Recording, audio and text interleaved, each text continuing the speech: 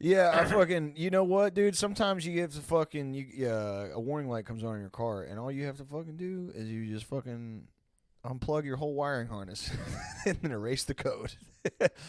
That's all there is to it And sometimes. it goes away. Yeah, yeah. I used to think about just taking out light bulbs.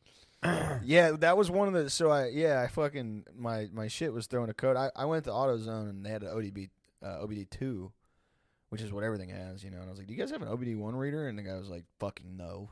What do you? And I was like, "I got a 1990 Astra out there."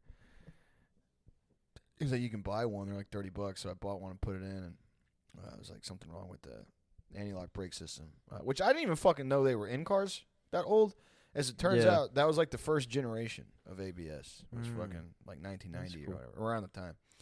Anyway, I was fucking around in the forums, and like all the old heads were like, just unplug the whole fucking harness from the computer that controls the anti-lock brake system, and that warning will go away, and your brakes still work.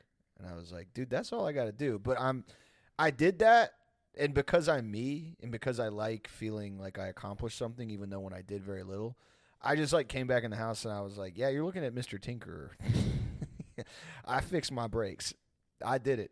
I went out there with no tools in my phone, and I fixed my whole fucking brake system by unplugging the entire fucking module and just erasing the fucking code or whatever the fuck. I got rid of the engine knock on my car. I turned my car off. Yeah, and it is gone. Yeah, I fucking took out my motor mounts and the thing just fell to the fucking floor. Took my motor mounts right the fuck out, unplugged the wiring harness, and that engine fell right to the fucking concrete. No more knocks. Yeah. Yeah.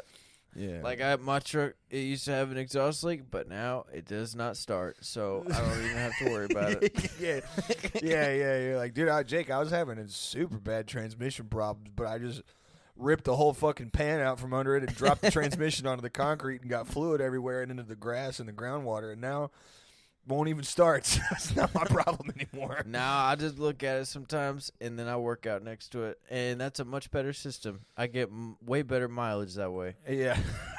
Yeah. Somebody's like, "Damn," you're like, "Yeah, man, I put a gas tank in the C10 like, 8 months ago." Like, "Damn, dude, did you fucking do like an EV swap or something?" Nah, I pulled the transmission out, parked in the backyard. Nah, honestly, I've been shooting guns at it and shit, so that's been cool. Yeah, I've been getting something crazy like 8,000 miles to the gallon. How's that possible? You just saw some like crazy solar panel? Like, what the fuck? Nah, dude, I just I've been shooting it with tannerite. I just keep it in the fucking driver's side. Just been blowing the fucker up, but I ain't been driving it too much, I get good mileage because I put gas in this car and then I drive a different one. Yeah, I've had the same tank of gas in here for a year and a half, baby. Yeah, man, I barely lost anything. Yeah. Oh man, that's crazy. That fucking. So you could probably put a fucking like like a 460 LE or something, like one of those just like. No, my whole cooling system is also fucked. Because I went to put coolant in it and it all just fell out of the bottom. Well, the radiator or out of the coolant reservoir? I think out of the radiator. And my radiator is fucked How does up.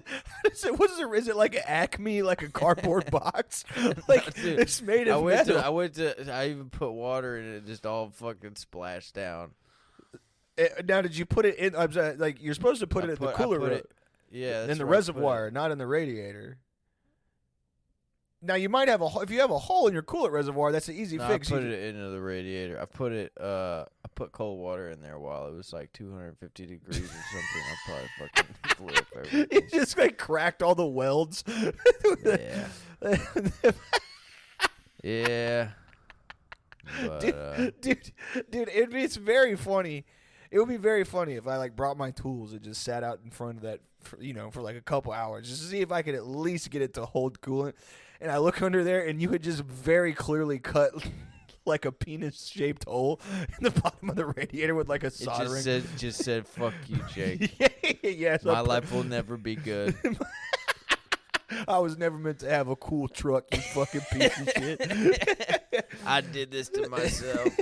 Signed, Thomas. Fuck you, Thomas. Signed, future Thomas. Yeah. P.S. Also, Jake, if you ever come over to work on the truck, P.S.S. Fuck you, piece of shit. Well, no, like now I'm curious because it's like you're telling me that there was no like. What amount of time passed from you pouring it into the radiator and then it falling out? Was it immediate? It was It was like I might as well have poured it straight on the ground. Yeah, dude. That's so awesome. Well, what the fuck, man? I have to, man. It's probably not worth looking at, especially if you just don't, if the transmission's fucked in there. It doesn't turn over at all. It doesn't turn over either. Yeah, it needs a new battery also. So you just have the shell out there, basically. It has a battery. It's just I need to I need to jump it. So we'll see about that. But but also before I even jump it, I need to drain all the fluid out because I don't want to run like 2-year-old oil through it. Two-year-old oil isn't. If you're not been driving it, it's probably. I mean, I guess if it's been sitting for a while, it breaks down over time. All that stuff. I mean, I might just fucking blow it up. I don't know. I'm very curious as to how you could have a radiator leak so bad that it just falls on the ground. Well, I think I basically drove it in third gear, trying to get into fourth for about 15 minutes straight on the freeway. Right, and that would potentially cause some issues for sure, but I don't know how that would leave you with a hole so big in your radiator that the water just falls out. I mean, I know it could cause some. Well, I knew it was falling out because it was in a gas station parking lot. Wow. And I was buying jugs of water and just pouring them in there, and then they were just splashing straight out. That was happening to my Crown Victoria for a while. I was having to pull off on the shoulder like in the middle of fucking traffic and do it. Yeah. So the whole parking lot was all green.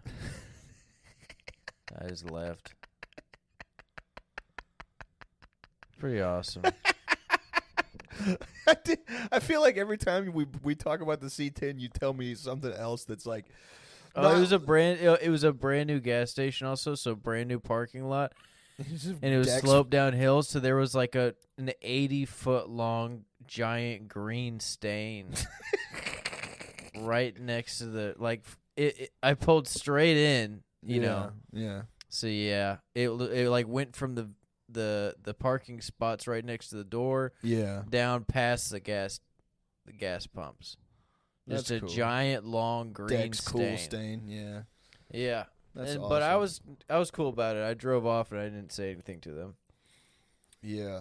I don't know how many times I've opened my door and hit somebody's car and it's just been a shitty car or like a nice car, and I'm like, it's happened to me. Companies will have to deal with the damage that I cause. Ultimately, I am. Somebody else will have to answer for this. Because ultimately, I am not a responsible person, and I'm not going to take. I am in some ways, in ways that directly affect me, but stuff like, freaking.